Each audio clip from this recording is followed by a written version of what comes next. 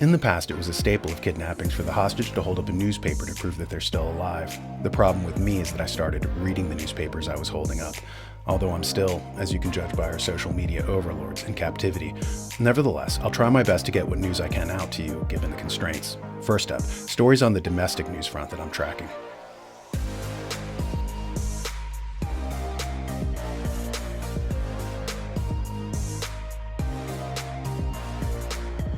Politico has an article entitled, "The News Business Really Is Cratering." Journalists all across the country burst into flames of panic this week as bad news for the news business crested and erupted everywhere all at once. Patrick Soon-Shiong, the billionaire publisher of the Los Angeles Times, laid off 20% of his newsroom. Over at Time magazine, its billionaire owners, Mark and Lynn Benioff, did the same for 15% of their unionized editorial employees. This latest conflagration had ignited at Sports Illustrated the previous week as catastrophic layoffs were dispensed via email to most staffers. Business Insider, whose parent company Axel Springer also owns Politico, jettisoned 8% of its staff, while workers at Condé Nast, Forbes, the New York Daily News, and elsewhere walked out to protest forthcoming cuts at their shops. This is the result of more and more media consolidation. We used to have thousands of independent newspapers, dailies, magazines, and so forth. And, ever since the 1990s, we had unprecedented consolidations, which led to, the corporate overlords. It went from thousands and thousands to 5, 6, 4, 3 big conglomerates that kind of owned everything. And this happened because of financial pressures that took place and corporations wanting to get at the pension funds of their workers. And they weren't allowed legally to touch that money unless there was one loophole, unless they had consolidations, at which point they could do corporate restructurings. And in that corporate restructuring phase, they could kind of tap those resources. And so we saw this in the banking industry. We saw this in the industrial sector. And we see this now in the news sector. And one of the results of this is that they are closing down foreign bureaus, around the world to save money, to cut costs.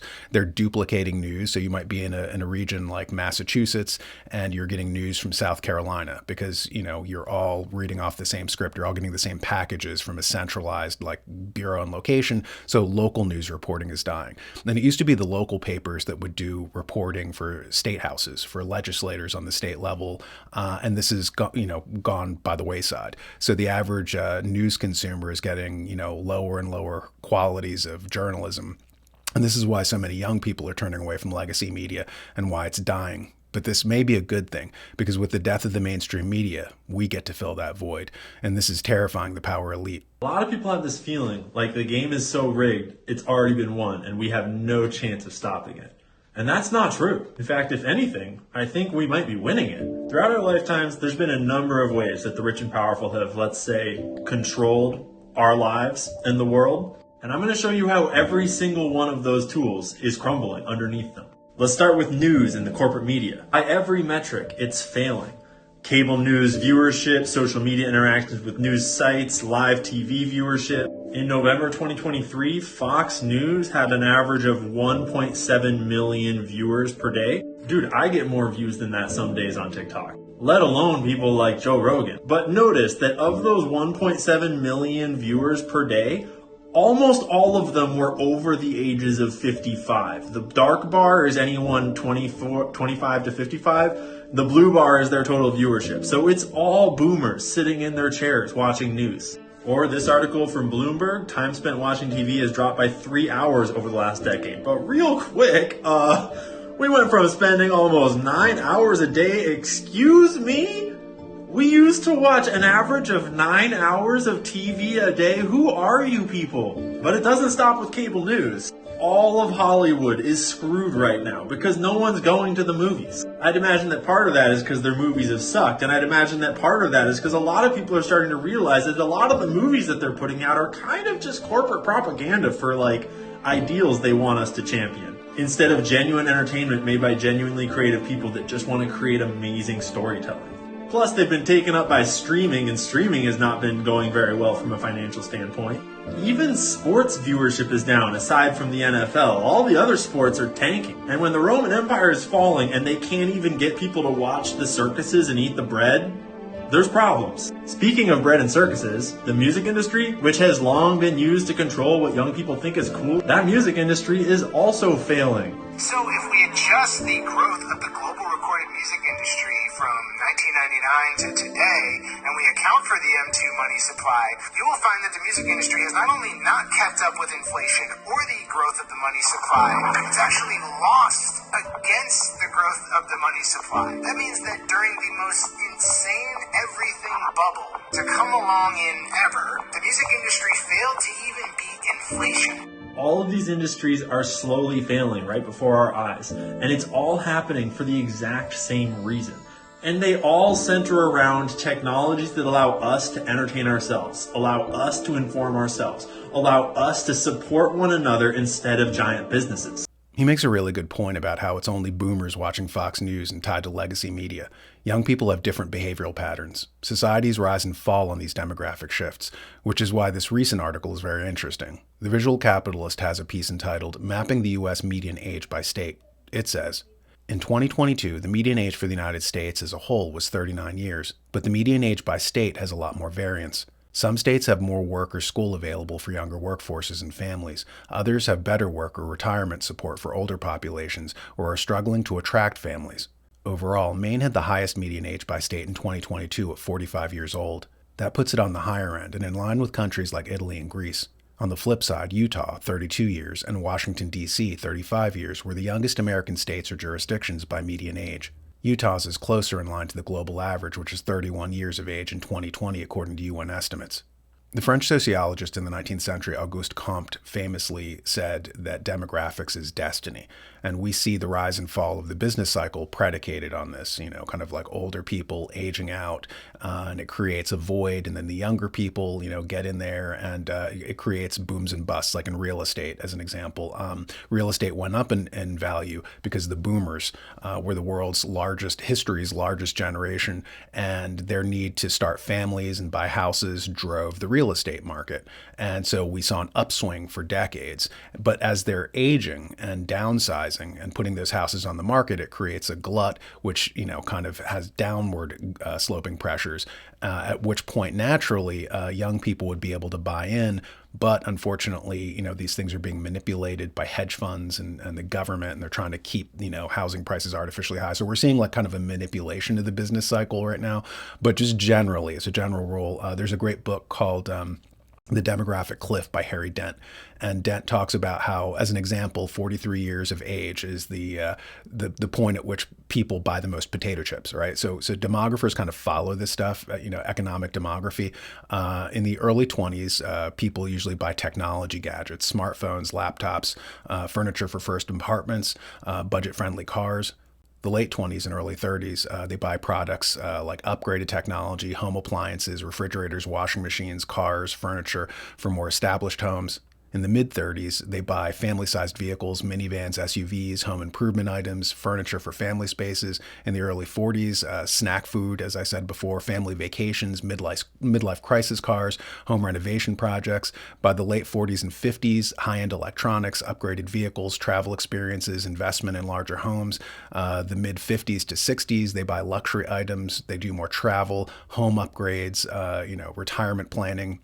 In the 60s and beyond, everything is like health related, leisure, travel. So what we are seeing is when people are young, they basically buy what they call durable goods, the aforementioned refrigerators, washing machines, cars, stuff like that. As they age, they start to buy services, which would be travel, services, which would be like healthcare, right?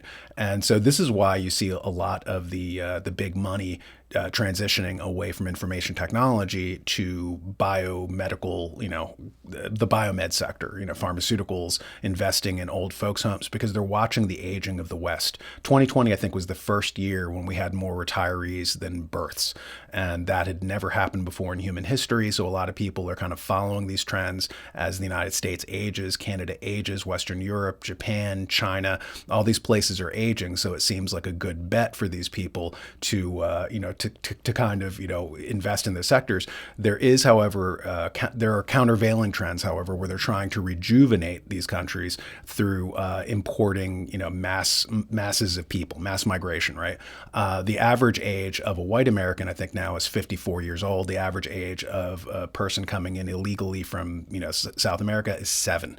The average age of legal migrants is usually about 27 years old. So these are families starting. These are people who will buy durable goods rather than healthcare, pharmaceuticals.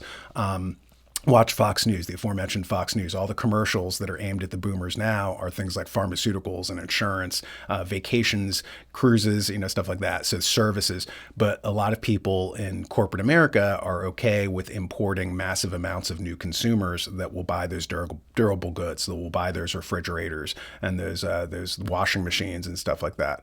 But speaking of the effects of youth on society, that brings us into our international news segment.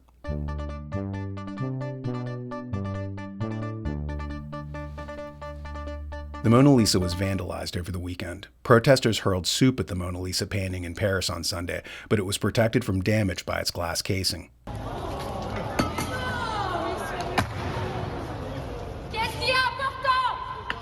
Qu'est-ce qu'il y a de plus important? On va vous demander d'évacuer, s'il vous plaît. On est riposte alimentaire! The environmental group Riposte Alimentaire, which roughly translates to food response, said 2 protesters involved with their campaign were behind the vandalism. The Louvre has since reopened the Salle des Etats room, which houses the Mona Lisa, after it was evacuated. 2 activists from the environmental movement, Riposte Alimentaire, sprayed pumpkin soup on the armored glass protecting the Mona Lisa this Sunday, January 28, 2024, around 10 a.m., a statement from the museum said. The Louvre security staff immediately intervened. If all this sounds familiar, that's because it is. A bunch of other environmental and sustainability activists have been pulling similar stunts lately, vandalizing museums and drawing attention to their causes by getting negative attention. This is not what it may seem. A lot of the funding of this comes from oil heiress Eileen Getty. There's a great book by William Engdahl.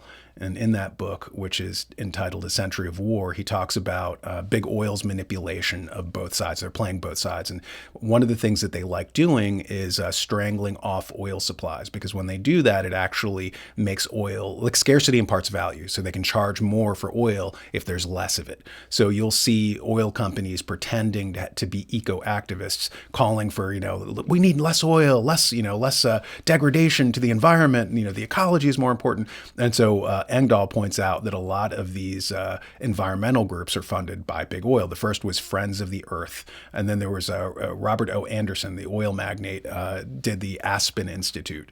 So a lot of these kids are getting conned into inadvertently working for the very oligarchs and corporate interests that they claim to be against.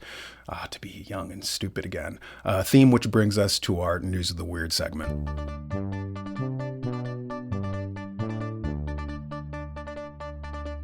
Evidently, Ben Shapiro topped the hip-hop charts on iTunes over the weekend. You can see his duet with Tom MacDonald here.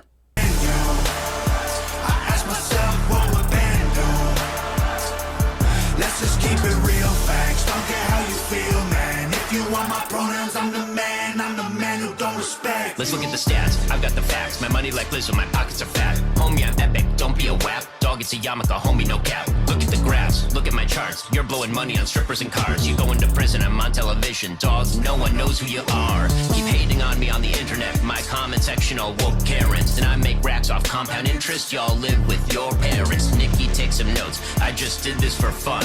All my people download this. Let's get a Billboard #1. This ain't rap, this ain't money, cars and clothes.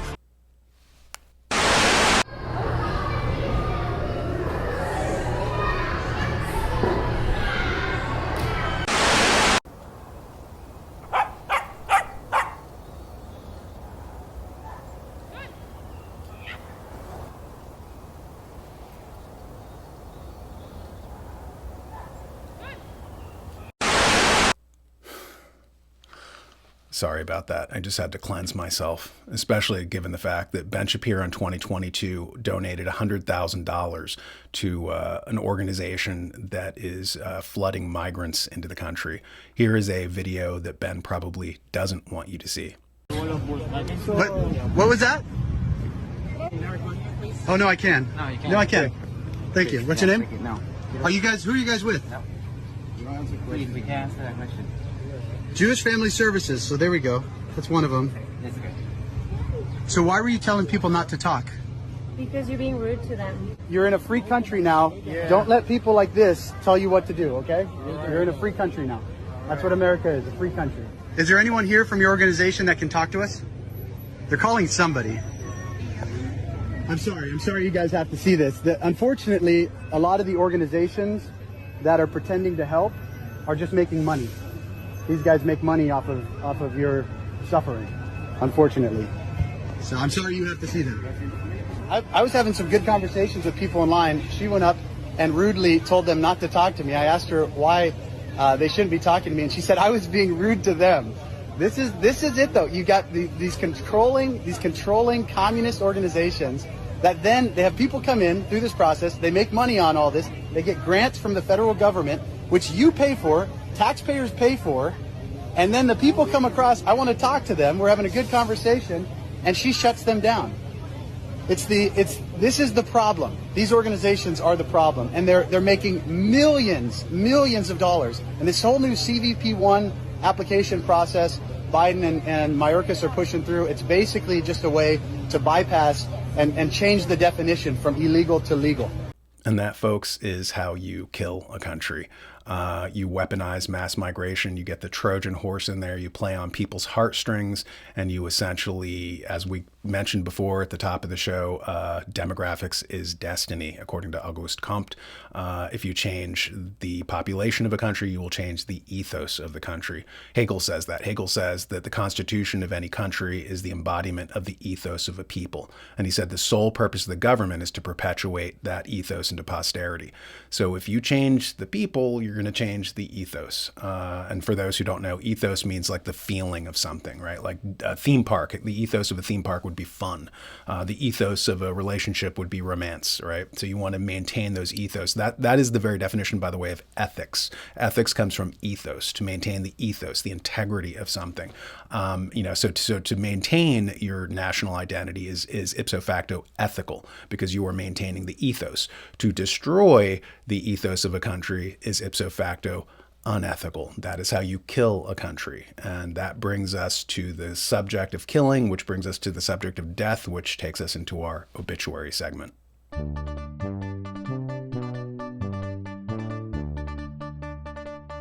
Unfortunately, Scott Momaday, a Native American poet, storyteller, educator, and folklorist, has died.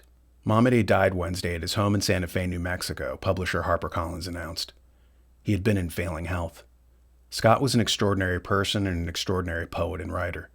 He was a singular voice in American literature, and it was an honor and a privilege to work with him, Momaday's editor Jennifer Chivoletto said in a statement.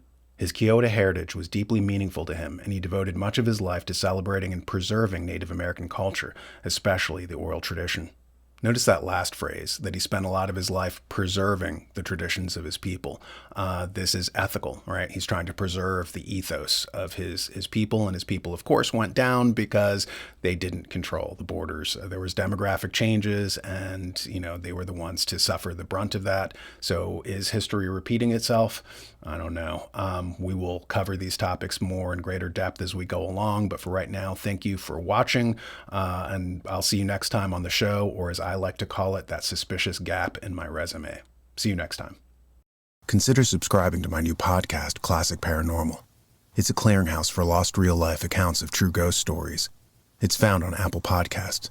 Go there now if you're interested in enigmatic tales, chilling true accounts, chronicles from cases of the past that time has forgotten, but that the modern person who likes relaxing by a campfire swapping ghost stories might appreciate. As I said, the new podcast I'm launching is available on Apple Podcasts and Spotify, and there's a link in the description below on this video.